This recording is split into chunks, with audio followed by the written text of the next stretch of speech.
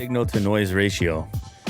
Signal to noise. There's always noise. Every preamp has noise at a point, at a certain amplification. But if the signal is extremely hot, you're never gonna need to push things far enough to ever pick up. Mm-hmm.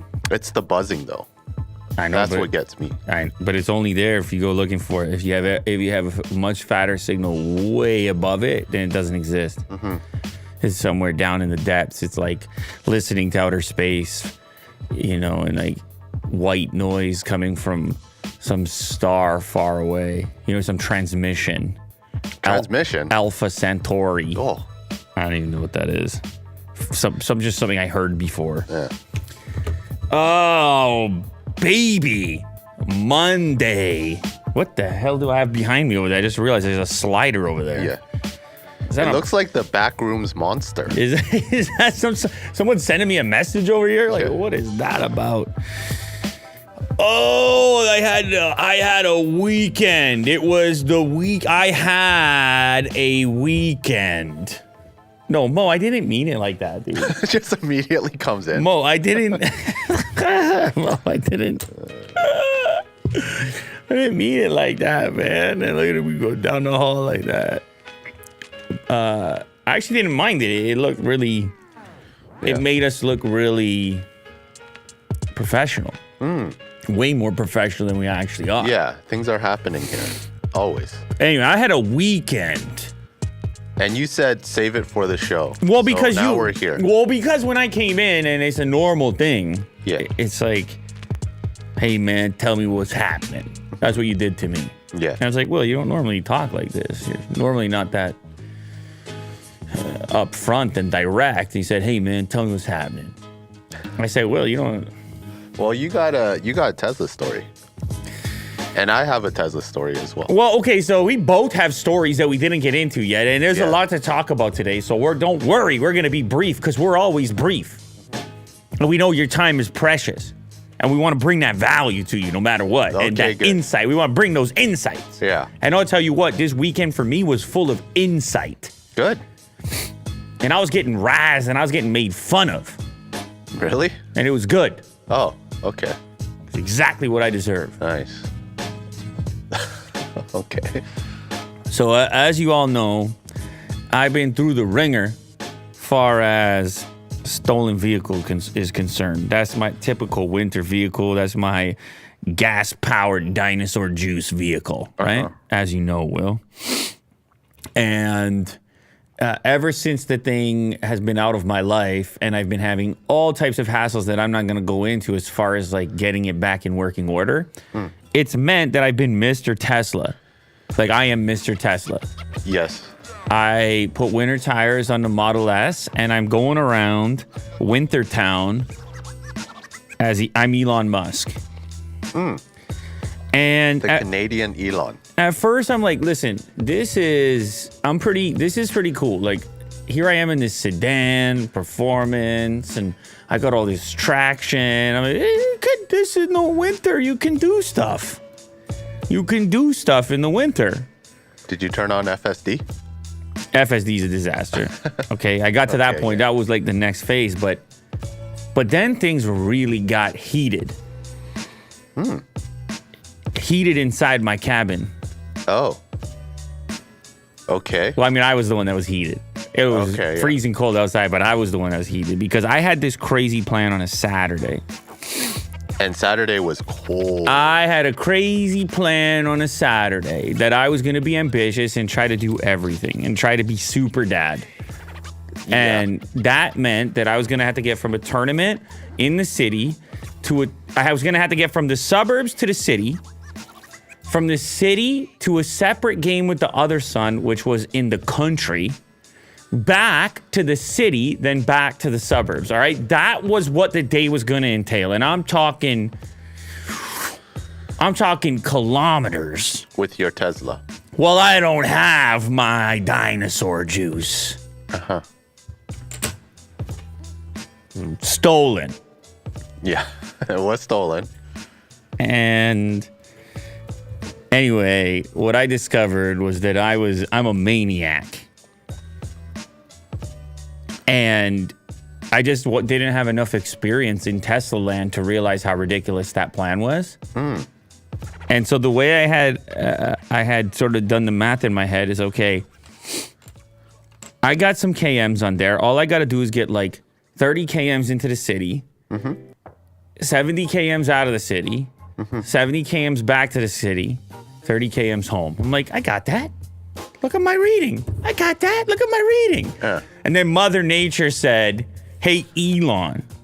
I'm like, nobody's ever called me that before. Also, I've never spoken directly to Mother Nature. Yeah. Hey, Elon. You best get parked. You best get a reality check, because Mother Nature dropped it to like whatever, minus 15 or 20 Celsius. Minus 15 or 20 Celsius. And you know what happened then? I would just leave. My car was parked with like 200 and something KMs, and then I come back to 50, it. 50's gone. 50's gone, man! I needed those 50. You can't just take 50 from me. I didn't even budge. Can't just take my 50. I need some accurate. I got a day in front of me. I need some accurate readings here. Yeah. Dude, that's why I always switch to the percentage. I can't look at the KMs. But then how the hell do you plan your trips? Because it's KMs that ultimately you need. Percentage, I don't know. Will 10% get me to... It makes me feel better. It's pure insanity is what it is.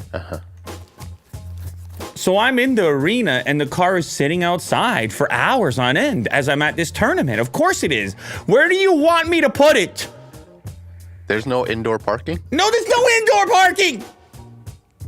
Okay. So it's just bleeding. Yeah. And I'm saying to myself, all right, well, fine. I'll call a little audible here. Because otherwise, son number 2 is going to be pissed. He can be like, you said you're going to go A, B, C. Instead, you went straight from A to C, and you skipped over me out in the country. He starts rapping. Yeah, dude, that sucks. I had the same experience. Well, I'm not done yet. Okay.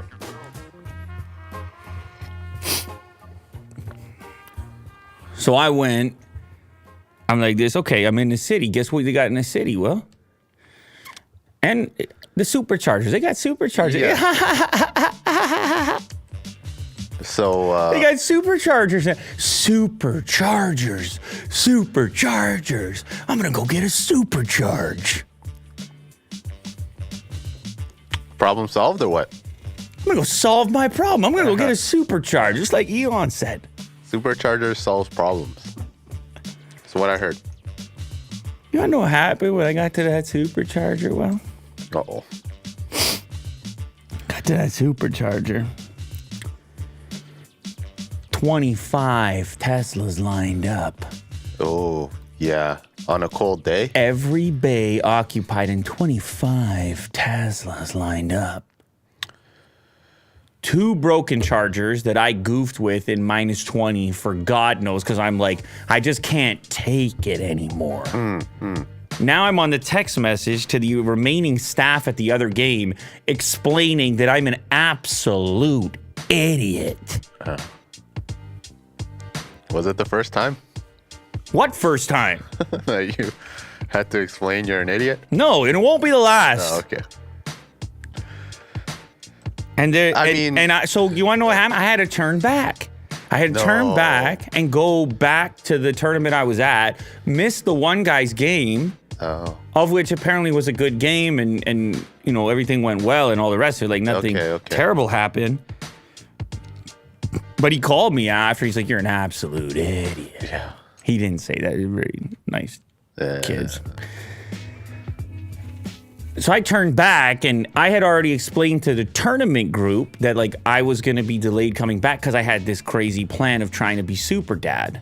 And of course, I came back earlier than that because, well, guess what? I didn't go where I was supposed to go. And I come back into the thing, and it's Mr. Electric.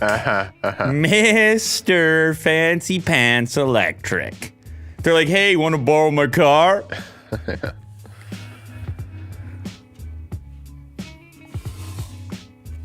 It's the reality of the situation. The egg on your face, right? It's the reality of the situation that I don't know what the hell we're going to do about it. I understand the degradation thing is legit. The cold weather degradation thing. I understand it's an unusual day. But all I want is accurate information. That's it. Like, just if there's any way to make better predictions based on temperature and based on distances and whatever, like, it's too much guesswork. I think it does. It's just the idling time. It doesn't predict your idling. But it's not even just that, Will. It's like the initial phase of heating up the car that you can even get in it uses so much energy that if you're looking at it in terms of KMs, it's not close to the gasoline equivalent. Like, obviously, your heater in your car, in your gas car, is not damaging your potential travel distance to the same extent that it is in the electric vehicle. Sure. But that's just anecdotal. That's just based on what I saw at that extreme temperature. Yeah, so and they don't happen often. But I'm just saying, you have to presume, like, the car knows the temperature, and I'm sure they're working on this. But it is, at the moment, I'm not going to go so far to call it a deficiency, but it's an advantage to the other. And it's an extreme circumstance. All right? And in my case, I would normally have, for a day like that, just taken a gas car. But mine's stolen. Yeah. I don't know why I'm laughing, but it is kind of funny. This was the worst case scenario. But it was the worst case scenario. But you know what happened? Is I think a lot of people would get irritated and grated.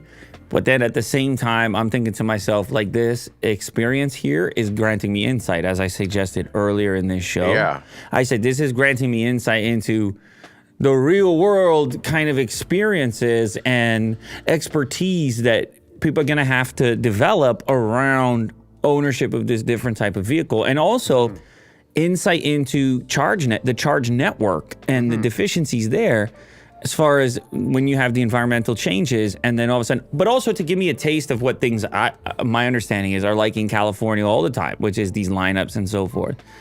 And the other thing I was doing, I ordered the adapter, and I don't remember if we talked about this on air or not, but I ordered the 250 kilowatt adapter, the CCS charger plug. It's just a plug-in style adapter. It's extremely expensive for what it is, and I don't know how long it'll take, but because all of a sudden when I saw the supercharger, when it's full and it's cold, you know what my charge rate was? Once I actually got on the supercharger? It was like 50 kilowatts. And you drove into like a 240 or 250 or something? 150. 150. Okay. It should have been 150, but it's high usage charger. High usage charger. So all of a sudden I started getting into the apps of, I was thinking, well, if I would have had this adapter, like I found a spot nearby at a gas station that they had a 300 kilowatt. 300? 300. Now, I can't charge my car at that, but if I would have had the adapter, I could have been charged at 250. 250, yeah. And then all of a sudden, I'm looking at other vehicles that do have capabilities beyond 250 kilowatt. And you start realizing the rate is so important. That's why gas stations are having to put in the much higher power because it's a lot more like filling up with gas the faster it gets. Now, I know a lot of those ones are busted, and Electrify America, Electrify Canada, I know, but we need some diversity with that. For situations like this where it's like, okay, I'll just go to the next one. Well, at this point, the problem solved. You got the adapter, or you will be getting it. Yeah, I got the adapter. You're just going to hold on to it. That's it. I got the adapter. And as much as Elon hates the look of the adapter, but it also got me really into range and stuff. And all of a sudden I was like, range and recharge rate, and it's all very interesting. But I will say this, on the flip side, every time I park that electric car, I'm much less worried about getting stolen. The craziest part is that where this all happened, this tournament, is the same parking lot that my other vehicle got stolen out of. Yo, how weird is that? Yeah. We meet again. Parking lot. We meet again. Yeah. My nemesis. I presume that your experience was the same driving the Tesla this weekend. Yeah, I actually didn't take the Bronco out. We were just using it using the Tesla, and it was bad. I think it was like 20% degradation out the gate. Yeah. And my braking regen did not work at all for the full day. It was working like a regular car. Yeah. There was no braking whatsoever. There's a setting. So I found a setting inside the menu that says, do you want to engage the brake in the event that regen is not available? Automatically. So you can still stay one pedal, but it's actually the mechanical. Right. It's actually, because you're right. Yeah, regen was gone. It was like that bar. It was like nothing. Yeah. I've never seen that before. Interesting. Regen was dead. Yeah. So, I mean, it was an unusual day. So Yeah. we can't just like bash on everything. Sure. And it's warmer now. So. It's a new technology. It's a very unusual day for this region in particular. And, you know, it's been an extremely mild winter. So these cars have been roughly okay. Like, they've been pretty good, actually. Yeah. The But- fact that you can just, warm it up by just using the app. Listen, man, there's all types of And it's ready to go. But you know how it is. Well, we just got to tell you the truth, man. Like, because I realized this, it's like, real life experience and a real story is so much more effective at kind of translating and giving you a better, more accurate depiction of what you may encounter if you go down this road. If it is your primary car, if you do live in a particular climate, if you do, that's where we're at in 2023. And it's better than it ever has been, and it will continue to get better. But that's where we're at right now. Important to note. I still like it. I know, same. Yeah, it's gone a long way. Same. I still like it too. I got my adapter, and I'll just be hunting down high-powered chargers, and I'm gonna have a map in my mind and in my apps and everything else, and I want everything to be universal at this point. Forget it. Like forget about the what's the word? Proprietary. Forget about it, because the whole mechanics of an overcrowded Tesla supercharger is the first time I ever needed to deal with it, right? Because I'm normally just charging resident, like over here. The first time I ever encountered it, and I realized how chaotic it is with the lineup and who goes next, and somebody else comes in and snakes the spot, and it's road rage going on. Yeah. I'm not saying me, I'm relaxed. But it's weirdness going on, and there's no system for it. There's no official queue system for it. It's not like a gas station, right? Where you pull in, you pull out, because you're going to be there for a while. So people are really fighting for these spots. And there's no indication which ones are broken unless someone puts a note on it. So you may have been waiting in line and then landed yourself in one of the chargers that's not latching. And then I'm like, why do I even need a latch? This whole electronic latching system seems... Plus the cords themselves were so stiff and frozen. What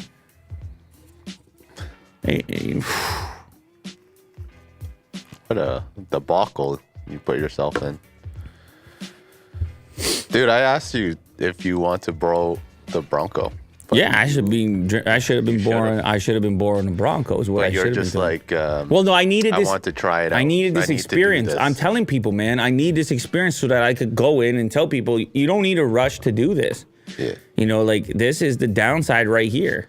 And I needed to get laughed at for that to happen. Laughed at. Well, that's fine. I'll be this. You can. Yeah. I'm the sacrificial lamb. Yeah. Make it sting for a little bit. Yeah.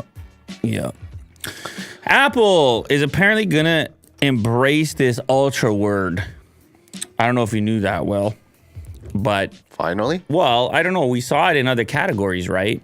We saw ultra with the watch, and we saw ultra with the chip, with the M chip. And so it was like, oh, you just can't beat this word ultra, apparently. You had, who was it?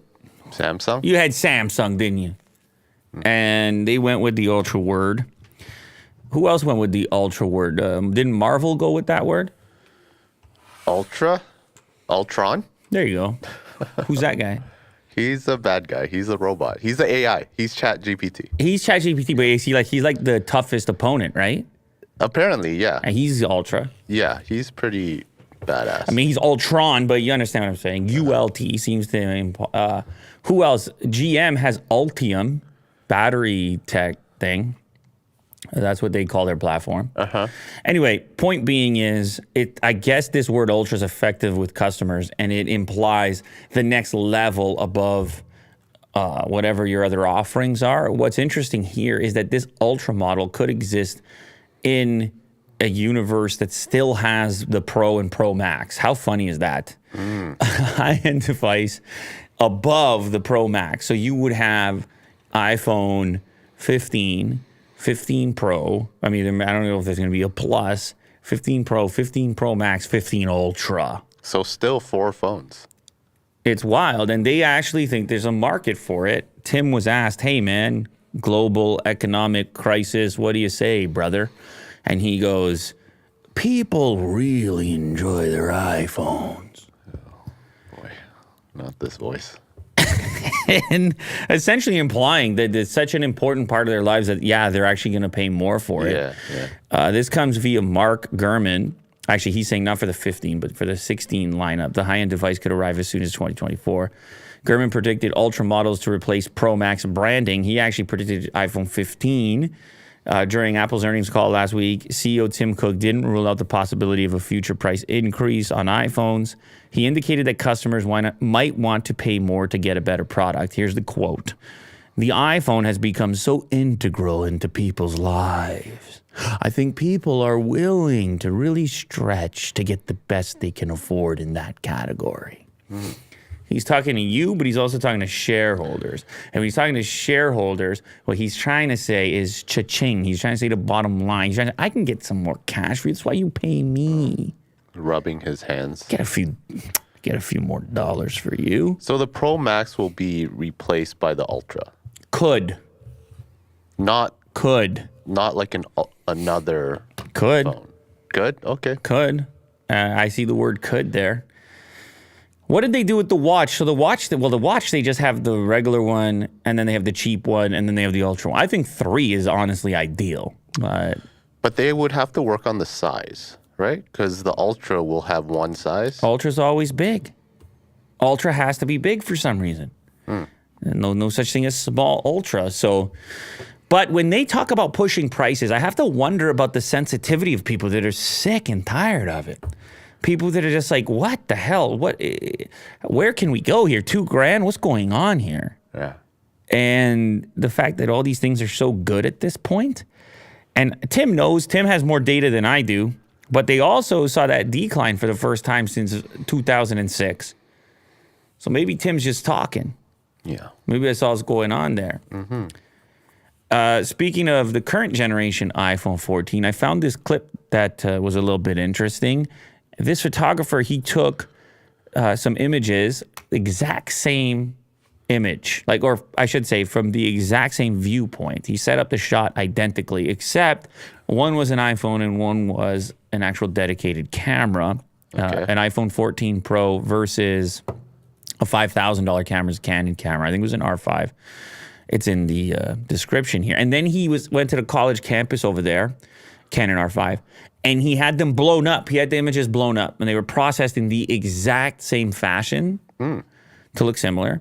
And he had them blown up and printed, which is not something that we do frequently, but it does allow for a greater inspection for the average person. It's one of the harder things to do with an image, and it's one of the areas you can benefit from more resolution. So you can see the photos here taken on the iPhone 14 Pro, 24 millimeter Apple Pro RAW. And he did sunrise and sunset. And he went to the college campus in the video, and he had bystanders, people walking past, try to identify what was shot on the $5,000 camera and what was shot on the iPhone. And you can probably guess what transpired, Will. Go ahead. People chose the iPhone? People didn't know what the hell was going on. People couldn't decide which was the iPhone and which was the R5. Across spectrums, people were coming up there and they're going, man, I don't know. And at first he would make them decide from far away. And then he'd say, now you can come up closer and examine to see if they would change. Yeah. And they were all in this dilemma of being able to distinguish the difference. And as you can see, it's almost a coin flip, especially when it's far away. As people came closer to the image, 60% were able to discern the difference between the phone photo and the Pro photo. But that is so close at this point. And we already knew that this was going on. We were well aware that smartphones had been catching up, and you're really having to to crop in here to notice detailed differences and so on. And that for most people, the smartphone is plenty capable for their photography needs. But it has happened so slowly. By the way, shout out Alex Armitage who did the test. It has happened so slowly that it feels normal. But once upon a time, this would be unbelievable. Because I'm a guy that had these cameras, this variety of professional and prosumer cameras over the years, and it wasn't a close battle. Yeah. Up until pretty recently. And now we're at a stage where it's fooling half the population. They can't even tell the difference. And once you're in coin flip territory, essentially that's no difference. Unless you know what you're looking for, you're an aficionado and you like the taste of a dark roast coffee. Yeah. I think a lot of it has to do with the algorithm, right? Because it's not just the glass, obviously. Or sensor, yeah. The sensor. Well, it does help that they're letting you shoot in ProRes RAW. Because it gives you more data to begin with as you go into your editor and so on. But yeah, they're just a lot better than they used to be. And they're fooling most people, or half at distance and 40% at a close distance. Galaxy S23 doesn't support Android's seamless update feature. Android seamless updates allow Android phones to install the updates in the background and install them in a later reboot. The benefit of this feature is it provides a layer of safety as you can easily revert back to a prior status since the update is installed on a separate disk. Also, it allows users to use their phones while the updates are being installed, which can be quite annoying. And then you know what ends up happening? You just put off the install. You're just like, later. In the car, it's always like 4 a.m. What about 4 a.m., dude? Can we do it at 4 a.m.? And you're like, Nah. Seems I might need to go. I might need to get something at 4 a.m. Yeah. I don't know yet. This year, yet again, the S23 series has skipped support for seamless Android updates. I'm not really surprised by this because they've kind of got their own stuff going on with their One UI, and they probably want to have their own approach, I suppose, to updates. It shouldn't be much of a big deal because Samsung can easily ramp up the baseline 256 on its flagship devices. Moreover, it can shrink the size of the Samsung apps since they'll eat up over 50 gigs of space on the S23 Ultra. Jeez. Oh my God. Is that what the stock apps are taking up? Oh, yeah. Get out of town. Significantly more than last year's S22 Ultra. I wonder what... That's why you got to get the I wonder 1 what type terabyte. of data sets. I wonder what type of neurals are in there. I wonder what type of what are they calling? What is OpenAI calling those? What are those data sets called? Enormous. Neural network? No, they're not. NLP? No, it doesn't matter. Anyway, no. So Samsung can do what they want, essentially. And they kind of always have, and I guess they'll continue to. They have been better with updates in general. It's just you won't get this fancy feature. MagSafe cases are coming to Android phones. Bring them on. So yeah, so this was something a lot of people didn't realize. Like there is no, you can put a magnet on anything. It doesn't have to be. Yeah.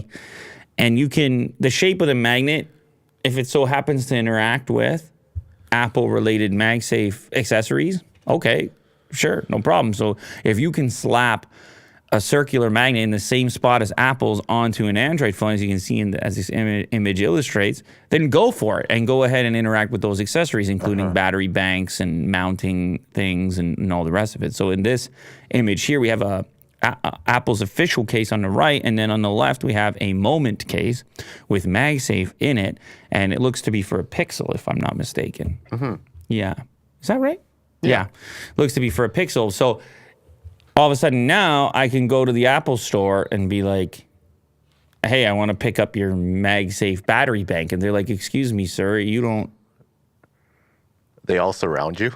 You have a Pixel, sir. I wonder, is that going to line up correctly though? Well, the thing is, the shape of the magnet is actually a circle and like a line at the bottom. Right. I don't know if Apple patented it, but... The problem with using MagSafe accessories on Android phones is that in order for them to stick to your phone, you need said phone to have a proprietary magnet array in one form or another. MagSafe adapter rings were a fine solution for a while. Didn't you do that? You put an adapter ring. I did, yeah. but they're a little unsightly and they can catch on fabric when you slide the phone in and out of your pocket. Cases are more seamless. They hide the magnets inside of them. Until now, however, MagSafe cases for Android were either too expensive or too cheap and no-name branded. Take a look at Amazon's listings. So what? So now there's just more companies that are doing it? I suppose that's a good thing. I'm not going to complain about that. Things are changing with the S23 series, and the most obvious example of that, Spigen, Rinke, Nilkin, and UAG have created MagSafe-compatible cases for the S23 series. None of these brands had this for the S22, a proper admission of the growing universal nature of MagSafe. So if you want magnets, you might as well go MagSafe, I guess, at this point. And that also extends into people that don't even have iPhones. Now, for me, I've always, because I have the cases with later case, and I've had people ask in the past about magnets and why there are no magnets in here. And the thinking on that is you're trying to make the thinnest and lightest case possible. And even the process of having a magnet installed in there changes the thickness ever so slightly. For sure. And adds a layer of complexity to it. And I've had ultra-thin cases in the past that have an embedded magnet where if you rattle it in a certain way or after weeks or months of use, it may actually jiggle a little bit. It just wasn't something that I want to get involved in as much as I do appreciate magnetic accessories and so forth. But you can always do what Willie Doo was doing, which is you did the sticky one on the top, right? Yeah, it's just like a little sticker here. Can people see that? Yeah, so that's available. You can get those things on Amazon, and you can add it yourself. You can also remove it yourself if you find that you're just not using it or you are using it. So there's a lot of options out there for that, but, I like options. I think that's a good thing. Sure. If you want magnets, go for magnets. You want to add it. You don't want it, you don't need it. Google is working on a browser for iOS that would break Apple's App Store rules. Dun, dun, dun. Cue your next legal case. Google's Chromium developers are working on an experimental web browser for iOS that would break Apple's browser engine restrictions. Browser engine restriction. Experimental browser, which is being actively pursued by developers, uses Google's Blink engine. Apple's App Store rules dictate that browser apps on iOS and iPadOS must use its own WebKit browser engine, meaning that while browsers like Chrome and Microsoft Edge are built with Chromium on macOS, their iOS counterparts are forced to use Apple's WebKit, making them behave similarly to Safari. Quite interesting. So how will they get around it? Or will they do it? Is it one of those ones of beg forgiveness, don't ask permission, where they'll do it and then they'll go talk to Sweeney down the road and they'll be like, hey, man, let's team up here and talk about evil Apple controlling. Let's team up lawyers. Yeah, exactly. I heard you got lawyers. We got lawyers. You got lawyers. Let's make a dream team assembly of lawyers to battle Ultron. Yeah. Lawyers fighting. Yeah, listen. Physically. Listen, It's I don't know. always funny to me. I presume there's all types of incentives for Google to do it this way. I presume they have all types of ideas as to why this would be superior, and they could probably collect more data and whatever else. But I have a funny feeling that Apple will not go lightly, and they also have their own lawyers. Yeah. Tesla Giga Berlin footage hints at upcoming deep blue metallic paint rollout. So I was actually reading this article, and I've been obsessed with car paint for a while, and specialized car painting, automotive painting shops and so forth for different brands and different color paint offerings depending on region, and the amount of expertise and specificness to it. I went down a rabbit hole one time and I became obsessed. I think I told you about it with one particular BMW color, liquid metal. Yeah. And then obviously lamenting the fact that when it comes to Teslas, you just really don't have that many color options. And I'm going to be honest with you, there's none of them that I really like that much of the current color offerings. It's very chromy. It's very shiny. There's a lot of like metallic flakes. Can it just be like a flat color? They don't have a flat color. They don't. Yeah. Even though flat colors have kind of taken over. Yes. They become extremely popular. Even the white has like a speckle effect. Oh, you got speckles. Yeah, if you look closely. Which, listen, to each their own. Like, it's fine. I know in the past, Elon's been like, look, we got to simplify this thing. But anyway, ever since they got Giga Berlin going, they got the legit stuff going on with the paint. And most famously, they were talking about this Midnight Cherry Red, which is a very, very deep red. And they're also talking about this new Quicksilver color. These are cool stuff going on. The blue, on the other hand, is not exactly new. Go to that image. Go back to because I'm excited about that one, where the people are standing in front of it, just so we can see it in real life. Yeah, that one right there. That's really nice. Look at that color, dude. Now, I don't know how metallic. It's going to have its own shimmer stuff going on. And, of course, you got Elon Musk's mother driving it over there. But it's like almost black. It is a deep, deep red color. Huh. In certain lights, it's darker and lighter. It's really cool. It's a cool color. And anyway, so you can get this. This paint is actively going on at Giga Berlin, I think. And also this Quicksilver color, which is like it's kind of like a dark silver. And Tesla hasn't done silver in forever because silver is extremely hard to paint. And I read a bunch of stuff about it. It's the reason why that liquid metal from BMW, it was like a special order and it required all types of extra coats and stuff. But the Quicksilver is sort of starting to look like it a little bit. Anyway, the blue is the same blue we always had. They just started doing that in Giga Berlin as well. Yeah. And so that's just another option that people can order. But I'm curious, Will, if you go to Tesla's website, the German website, which colors are you seeing available if you try to spec one? Because it must be different than ours at this moment. Stores in Germany. Shop? Yeah, you just have to change the region on the shop, right? You just got to go over there to Europe and then select. Which one? Right there, Deutschland. Right there. There you go. This one right here. Sorry, Will. So now we're in German. You can translate the shop to English if you want, but you might not even need to. You might be able to navigate without even reading. See? I'll have to go back here. Okay. There you go. Now let's spec our Model Y. Go ahead. Configuration. Y. Okay. You're on it. You were there already. See, they show it in the red. Oh, okay. They show it in the red. Now let's order it. Let's see if we can get it in the silver right now. We can order it up. Oh. Just scroll down to colors. So yeah, it's there. Midnight Cherry. It will cost you 3,200 euros if you want a Midnight Cherry. And if you want the Quicksilver, 3,000 euros. So the Midnight Cherry is the most expensive. Is blue a premium for them there? Blue is going to be 1,600. So they don't have the gray, the Midnight Silver? Well, I believe you can get rid of that one if you add the Quicksilver. I think that they're going this direction instead. Gotcha. But it's exclusive, I think, for the time being over there in Europe. I want to import one of those. That's cool.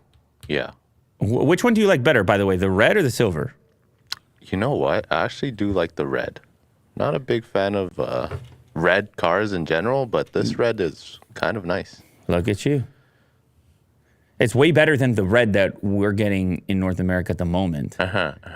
Which is, I don't know, it's like a crimson red? Less deep red. No, it's less deep. Yeah. You remember, we had the red Model 3 early days. Yeah. It wasn't not as cool as the deep cherry. Tesla Model S Plaid's daring underwater drive is successful, but there's a costly aftermath. Don't drive a Tesla through water unless you're prepared to make costly repairs. What is this thing about people with the Teslas in the water? They love going through the water with the Tesla. I think this is important just for floods, you know? If just get out alive. Okay. Flash floods in New Zealand? I didn't even know that was going on. Okay, so maybe this is not a stunt. Maybe this is legit. The car's owner, who goes by the name of Chelin. I think we talked about this before. Chet on YouTube has performed numerous stunts. Oh, it is? Okay, so he is actually, with all of New Zealand's flooding over the last couple of days, I had one troll on Facebook try to tell me your electric cars would be screwed in these floods.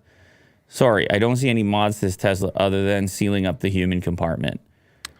I think we had like a video before where he actually tried to sink it, like drive underwater, by adding weights to the car. Okay, so he's constantly trying to test the capability of these vehicles. Just funny. It just so happens that there's also floods going on in the world, and then it creates a different dialogue where people are like, well, if you found yourself in this circumstance. Yeah. But obviously, there's also damage associated with it. The YouTuber revealed that both the front and rear drive units had water seep into them, and both of them had to be replaced at a cost of $15,000. In addition, the car's inbuilt GPS system is no longer working, and neither is the odometer. So you have some problems. Yeah. If you're driving it underwater. But I have to presume as well, Will, if you get out of a flood situation because your Tesla allowed it to happen and you saved your life or whatever, yeah, then you're probably not, that's better off than not having done it. Worth the risk. So I guess. I do like these videos, just showcasing the abilities of these electric cars. You're a big underwater Tesla guy. I'm a big fan. I'm gonna try it out on the Cybertruck. Let's go. Yeah. Well, Cybertruck, they're saying is gonna take it across the ocean or some crazy stuff. Doesn't it need a rudder? How are you supposed to steer? Listen, man. Don't ask questions, all right? Stop being so logical. Okay. Here we have our first glimpse at four-wheel steering at work on the gargantuan Cybertruck. This is one of those vehicles, like, there's a lot of vehicles now featuring four-wheel steering, but the bigger they get, the more useful that is. And the Cybertruck is one of those examples. And so this video clip came out of this individual sort of driving an early model Cybertruck. Can I just say something? I watched this video clip. This is impressive. It's kind of like a crab mode type of situation. But the more I see this thing driving around, the more I don't like the look of it. Oh. Did you watch this video clip? I did not. Okay, play this video clip. It's probably embedded over here. Play this video clip and tell me I don't know what happened to this thing from the original. Or maybe it's me. Have I changed? Has it been so long that I've actually changed? Yeah. From 2019? No, I agree with you. There's something with the wheels. I don't know. I feel like it's not as beefy. It's looking more and more to me like an F-150 with a body kit. Just like a box on top of it. No, you're right. I feel like I don't know what's going on. This demo, maybe it looks better close up. Maybe it's just one of those things. Yeah, you have to see it in real life. It's like, did it get longer and it's looking more like a boat? Did it get longer and more squished? Maybe it's just the camera. This angle's not flattering. It's like a downward upshot, 3/4. I don't know. You know what? I don't know. I kind of want people to tell me something. Like, somebody tell me something, because it's either I change. Like, it's weird. We were talking about this the other day, and I was like, I still want it. It's still exciting, but in a weird way, it's like it was so shocking when we first saw it. Yeah. But now we've had to live with it for so long without it even being on the road. And now it's just a constant. Yeah, the wheels are the problem. If you see it, go click on that one on the right over there when it had the Warthog wheels. That looks better. Yeah, so it's just the wheels is the only issue. The wheels and the mirrors. How can mirrors have such a huge effect on the look of it? The side mirrors. How can they have such a huge impact? They're so small, but yet they totally alter your impression of the Cybertruck and the aggressiveness of it. They're big mirrors too. I had forgotten about the comedic nature of this vehicle. And then I watched this clip and it came rushing back to me. The suspension needs to be higher. It's all very subtle stuff. But when it's put together, it's like, ugh, you know? But the renderings are amazing. I don't know, man. It's kind of like when you have one of those memes where they're like, here's the cheap version of Like the tasty advertisement burger versus the real life version? No, I'm saying more like the AliExpress version or something, where it's just Slightly off. slightly in off, many ways. Yeah. slightly off, and you can't actually pinpoint. Like with the burger and the advertising, you can pinpoint the difference like right away. You're like, hey, what happened to the patty? Like what's? But this is more subtle, where you're like, wait a sec, is that the same thing you showed me? Like what changed? And it just appears. Triple take. It had to. Okay, I'm gonna explain what happened. Okay, so So this is a good shot. Okay, but let me just, when you click, no, go back to the Google images. And I know we've done this before. Okay, listen, I'm not going to do this every time, but I was triggered by this particular clip to reevaluate my whole interest in the vehicle or the appearance of it. When you go, where are you going here, Will? Go here. Yes, okay, go here. Now click on the image just below on the left. That one, yeah. What you'll see here is that the fender on the side meets the tire. The tire does not extend beyond the fender, but also the actual depth of the fender is maybe not as substantial as it once was. Click now, scroll down on the same spot you're on, and click on that Cybertruck there. Yes. Look at how far those tires extend out. Is the fender bigger? Is the entire tire wider? It is, right? It's a more aggressive tire as well. Yeah. It looks higher. Taller? The whole thing looks taller. It looks like you have more of a gap between the top part of the tire and the actual fender. Yeah. See, these are tiny little differences that drastically impact your impression of the vehicle. Anyway, I'm getting completely out of hand here. And I really... But look at this wheel gap here. That's what I'm saying. Well, it looks like more like a lifted truck. Maybe that's the actuators. Maybe you can customize the suspension. Easy, Will. Huh?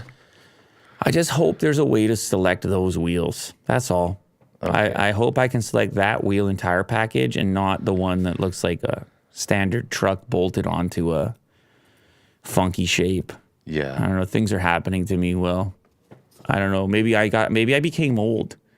Maybe in the amount of time since this thing got announced, maybe I got old. It's, you know what? I like the fun element of it. Let's go. Let's just keep it fun. I like the fun. Analyzing. I like the fun element of it, Will. I just want it to, I was just, as much as possible that we can keep the fun alive by making it like more of a video game and less of a highway traffic safety control board. Right. Yeah, take out the side mirrors. Take them out. Will said it. Just do that. Forget about highway traffic safety controls. Okay, let's talk about AI. ChatGPT must be regulated, and AI can only be used by bad actors, warns OpenAI's CTO. Can be used by bad actors? What? Must be regulated, and AI can be used by bad actors. Yeah. Oh, okay, yeah, I got it. Not only, but also. I don't know why I added the word only in there. Yeah, well, it's no surprise. All the people, you even had Zuckerberg that forever was saying, I don't know, regulate it. I don't know. Yeah. Don't leave it up to me, regulate it. And it's it's almost like they know how hard it would be to regulate it. And in saying so, knowing it probably won't, or it can't move quickly enough. But I agree. I don't even know what those regulations look like. But there is such a gap in our understanding of the true capabilities. I mean, schools are banning it from their network or computers. Some are. But that's not stopping people from using it at home or on their phones. It's like, I don't know. Trying to regulate it's very hard, is what I'm trying to say. If possible at all. Very hard. If possible at all. And you're asking people to regulate it what is their experience with this stuff? You're saying, listen, we can't regulate ourselves. We're just out here building stuff. amazing stuff. Yeah. Can you just Can you take a look at it and figure out the rules and then see the ramifications of what we're building really quickly, please? Go look at what's happening over there. They can't brush up on this stuff in 15 minutes amongst all the other things that they're supposed to have a finger on. Like, these people are the wrong people to make the regulation in the first place. I mean, maybe I'm wrong. Maybe there's some chief technical officer that's fully aware of the risks and has all kinds of ideas around it. It's totally possible. But whenever I see Zuckerberg go talk to these people, there'll often be some sort of meme moment where someone's like, now explain to me why this image comes up when someone Googles me. And he's like, excuse me, sir, I'm from Facebook. I don't have anything to do with that. And like, who are the regulators in this regard? Who should they be? Should they really be, should it be this Congress, or should it be government officials, or should it be a coalition of... Yeah, like a committee of like the most advanced people. Like, who are these people? Looking into advanced technology. I don't know. Who are these people? Is it Lex Friedman? Yeah. Okay. Elon, all right. Let's just make Lex. Lex, you have to do it. Like, oh. But I'm doing push-ups. Yeah, listen, man. I don't know who's signing up for that. It's a terrifying proposal to try to regulate this thing. But most parties, even those building it and selling it, seem to agree that it needs some sort of regulation because they realize its ability to overhaul everything and to not necessarily always be used with the best interest in mind of the public. You want Eddie Snowden involved? Yeah, why not him? He could be part of the committee, I feel like. What about Alex Jones? Him too? Yeah, he'll be the head chief. Oh man. Yeah. And it's always especially terrifying when it comes from the chief technology officer at the company. Yeah. The chatbot's popularity means it's too early to regulate it. There are questions about how you govern the use of this technology globally. Mira Murati said in an interview with Time magazine the company didn't expect its child would be met with such enthusiasm when it was released.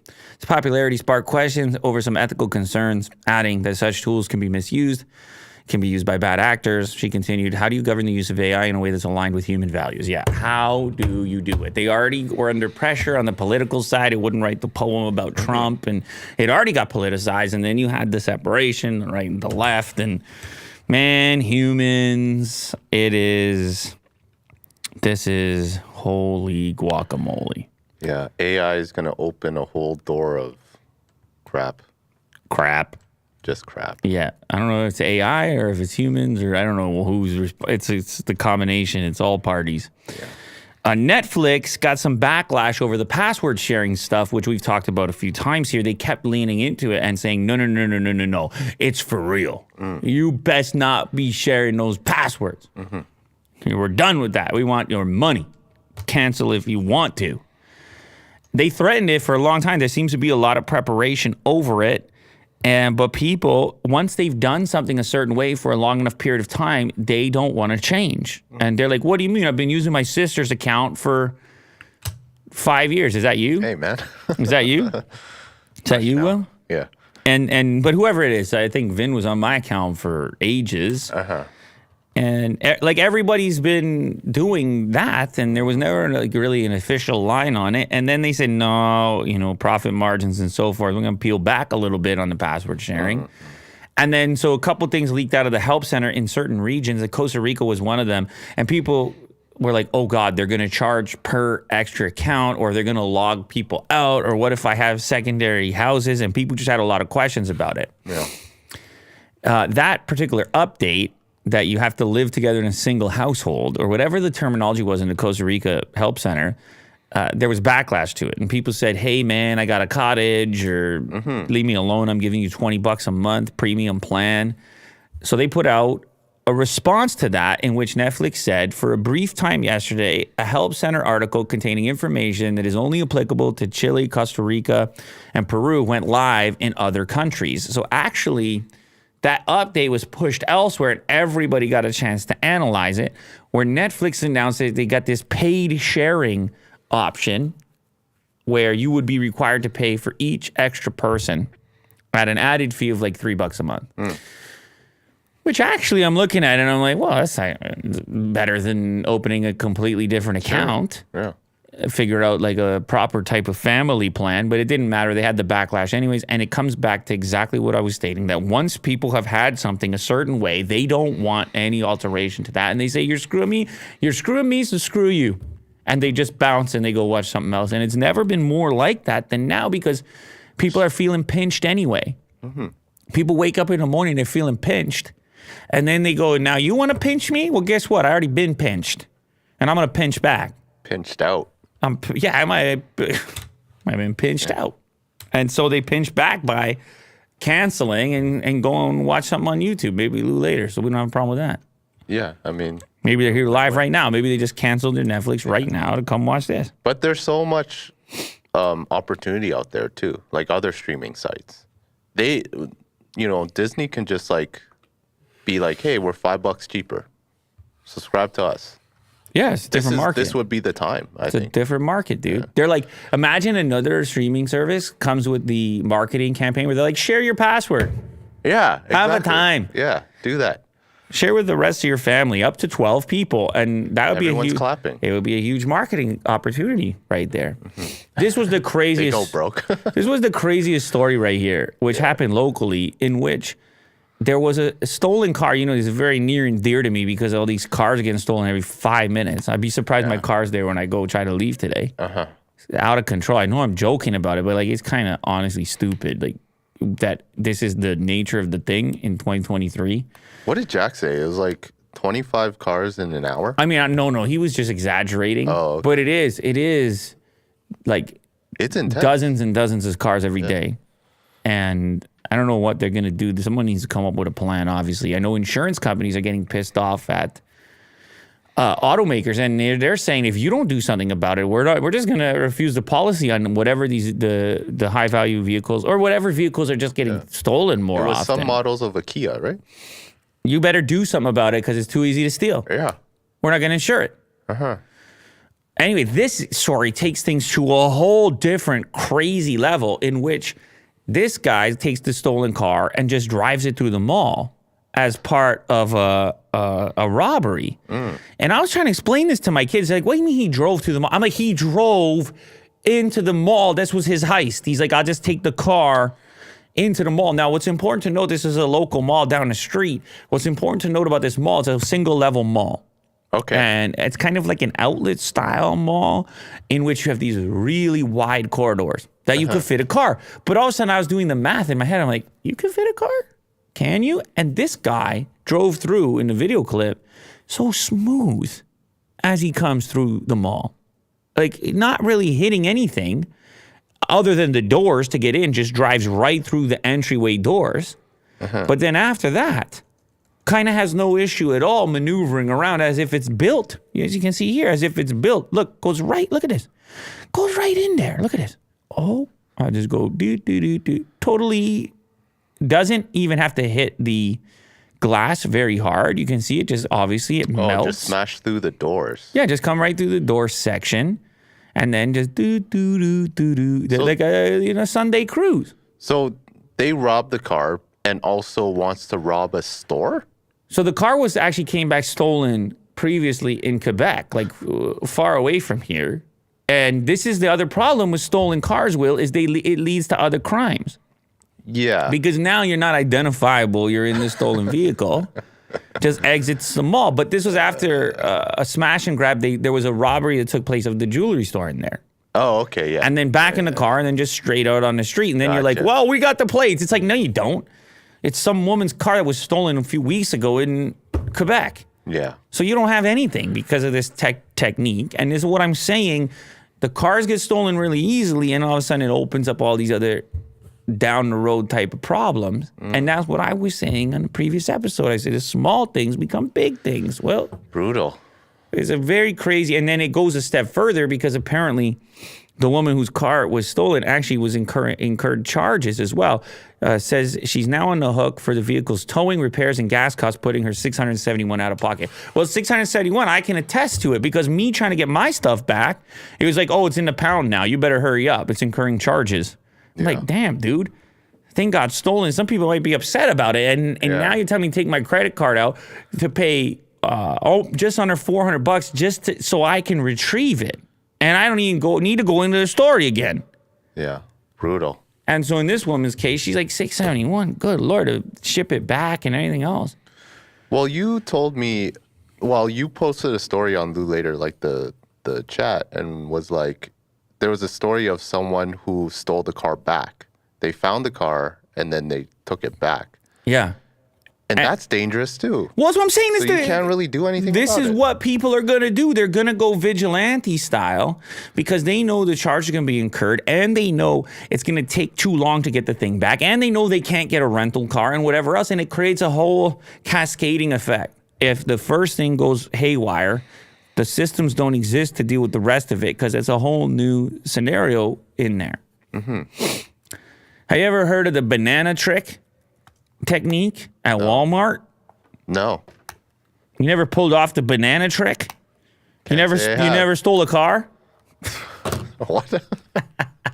This escalated. Yeah, it did. Because once you're stealing cars, you're also doing banana tricks. Okay.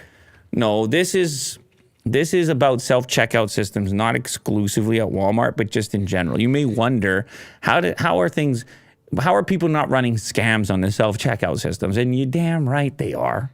And this one is pretty much what it sounds like, where what you would do is you would take the sticker off of something that's cheap and then put it on something that's expensive. And they try to do it in such a way where maybe the weight of it, like put it in the bagging area. You've seen all these different things transpire, may or may not be monitored. And companies have attempted to come up with systems in order to stop this from happening. So when you think of a banana trick, you could take the sticker off of a banana and put it on a laptop. You see what I'm saying? Yeah. And all of a sudden you put it on the thing, it comes up on the machine as a 57 cents. And You then have to weigh it. No? I guess not. Not bananas, because they come in a bunch. You just buy the whole thing. it's a bunch of bananas. But you could do this. I think it's weighted. But you could do this with anything. You could get something that's heavy. Sure, You could do this with anything. I don't know if it needs to be exact. I mean, you weight the laptop and then it should be fine. No, the laptop. Maybe like I was exaggerating with the laptop because the laptop you would have to go do to that the on like a, electronics department. I don't think there's a self-checkout for a laptop, but there are more expensive items that you could then bring to self-checkout and change the label on and scan. So anyway, I was taking it a step further.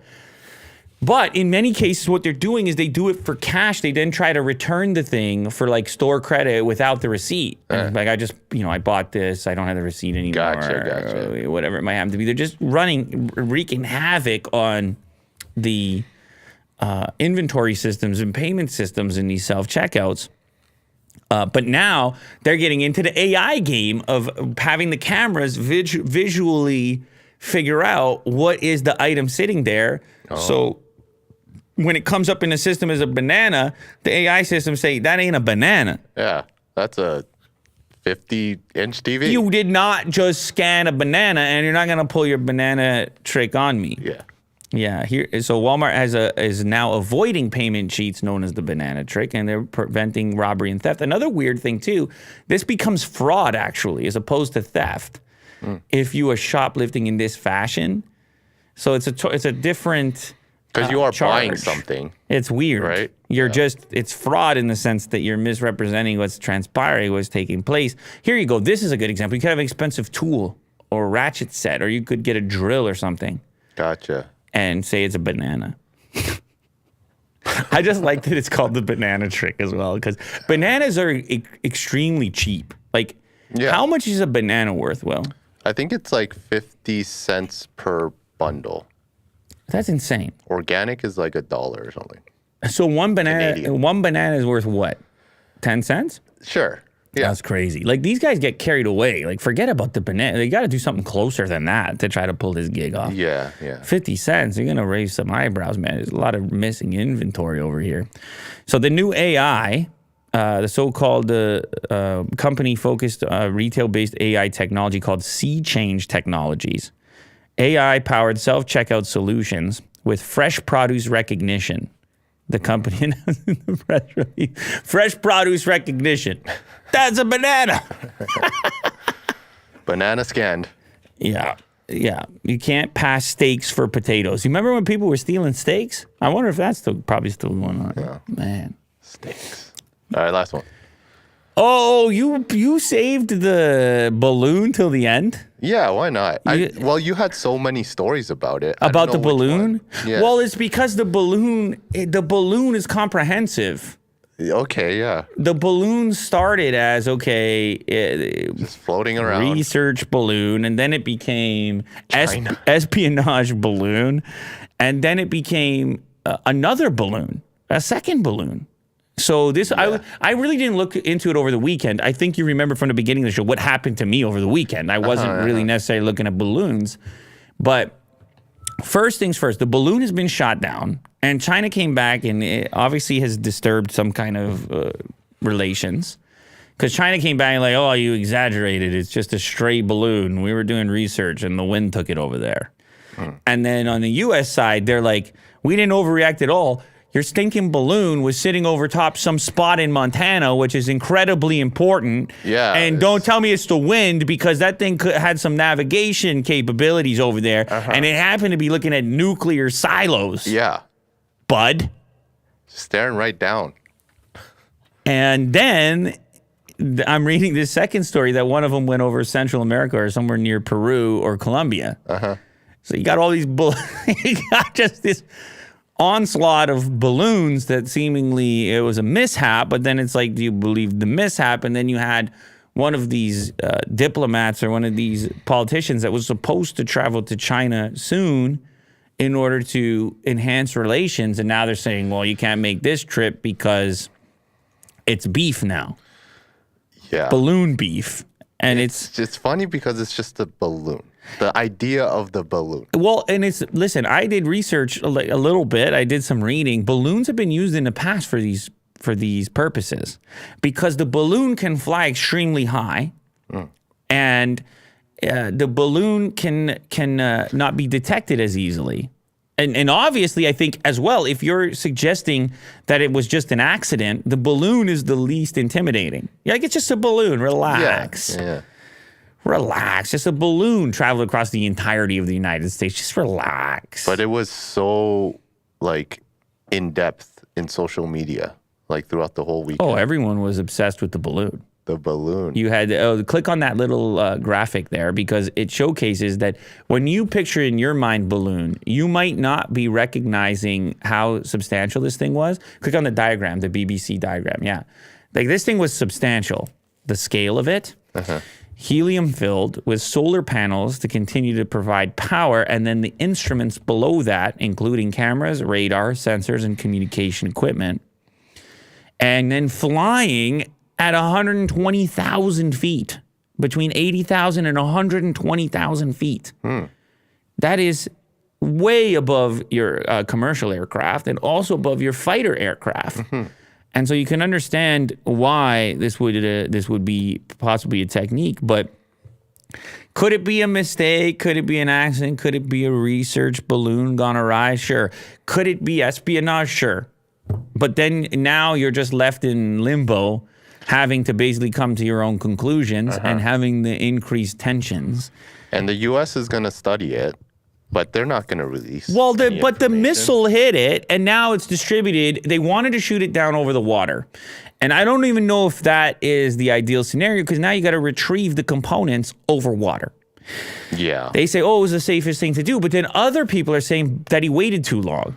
That actually the reason he was shot down over there is because they were taking their time. They should have shot it down sooner. So it's a lot of different opinions on this matter. But now they're going to try to retrieve these components.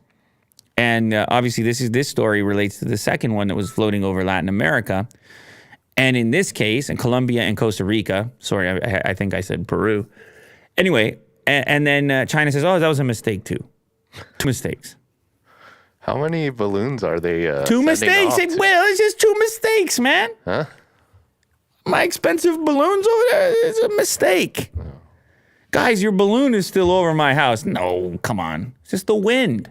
Yeah. Why is it hovering in this location?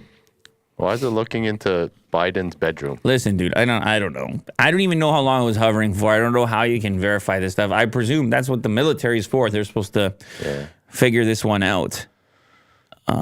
But they're going to continue to say it's not a spy balloon, obviously. Imagine they just came out and said, yeah, it's a spy balloon. We're just checking what you're up to. War. Instant war. And then Yeah, they can't do that. they can't do it, right? But like, what if the U.S. finds some remnant of some sort of video recording Oh. of extensive detail and a zoom lens on a missile silo or whatever?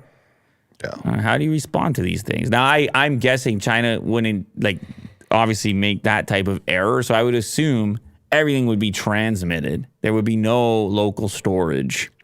Yeah. Trying to imagine the way you could do this spy balloon if you actually wanted to spy. Sure. But you have all types of quotes here. China's vice foreign minister accused the U.S. of using an indiscriminate use of force. Don't shoot my balloon. It's my balloon. They're like, well, this is right here, though. Your balloon came in my yard. Yeah. That's exactly what Couple neighbors. Yeah. Indiscriminate use of force against a civilian aircraft, which China claimed was used for meteorology. However, space stuff. However, the United States turned a deaf ear and insisted on indiscriminate use of force against a civilian airship that was about to leave the United States. Yeah, it was almost gone. We almost made it all the way through and mapped everything. Why you got to shoot it now? It was almost across the country. They obviously overreacted and seriously violated the spirit of international law and international practice. Actually, I don't know that that's true because I think in your airspace, do what you want with it. Yeah. She added that by shooting down the balloon, the U.S. had seriously impacted and damaged efforts at stabilizing relations between both countries. He stated that China reserved the right to make further necessary responses. Well, why can't I'm going to shoot your balloons. Yeah. Well, I would warn you first. Be like, hey, can my balloon just float over your backyard? Yeah, but you know they're going to say no. No, you cannot fly your balloon. Yeah, and then this will happen. You know? Well, that's the other thing is if you believe that it's a spy balloon, then how could they have assumed you wouldn't the military wouldn't pick it up? Yeah, exactly. It's a bit. There's many odd aspects to this story, and there's people that know obviously more information than we do over there at the Pentagon or whatever it happens. Why to did be. they have to blow it up though? Why can't they retrieve it? That's carefully? another great question. I guess you can't get a drone up there. It's big. It's really big. Yeah. You're underestimating the size. And the height. Size and height. Yeah. Playing a big role. Yeah. Size and height. Huge risk factors. But it is a funny one that they wait for it to actually exit the U.S. landmass and be over water, and then they're like, now we blow it up. That is also a curious aspect. Yeah. Anyway, listen. Yeah. Balloon Talk. That concludes our Balloon Talk 2023. Thank you very much to everybody. I don't know, or probably not. Maybe there's going to be balloon follow-up next episode. Thank you very much to everybody who joined us here today. We really appreciate it. Thank you to everybody who's part of the live crowd that actually joins us live on the show. Because they hit the notification bell so they don't miss it. Because these live episodes, they don't live under the videos tab. Instead, they're in the live tab. And the best way to participate in these shows is to click the notification bell and actually come here when we're here, which is generally speaking noon Eastern Standard Time. That's 12 Eastern Standard Time. We have to modify it from time to time based on schedules, but it's rare. And we are consistent. Consistency, ladies and gentlemen. I think we're beyond 3 weeks. What a ride it's been and will continue to be. Thank you to all the super chats as well for everybody who contributed. Truly the most fantastic community. We will see you again tomorrow at that time at noon. Later, guys. Take it easy.